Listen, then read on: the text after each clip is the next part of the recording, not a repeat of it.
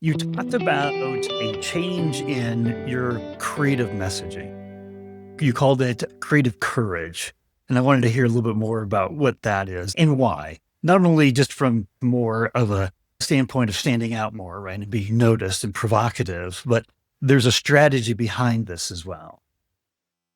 Yeah. So yeah, it's a term I like to use. So creative courage. So what does it mean? Let's define it first. So it essentially means that, what type of messaging can we craft that really makes customers kind of stop scrolling and think? So how do we make it, and then how do we make it with enough courage that it'll stand out and leave a memory?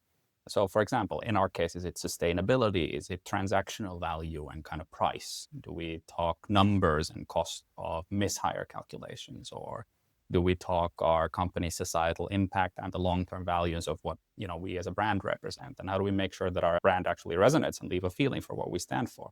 And then does the customer's voice and pain point get heard? What's the angle?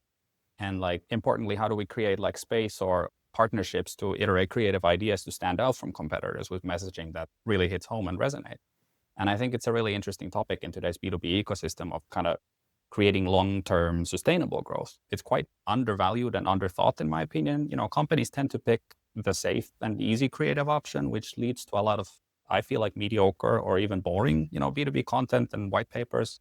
Like, have we met B2C consumers? If we did B2B like we did B2C, with a lot of creative focus, I feel like we wouldn't have this problem. But somehow we don't think that the business executives are not people themselves.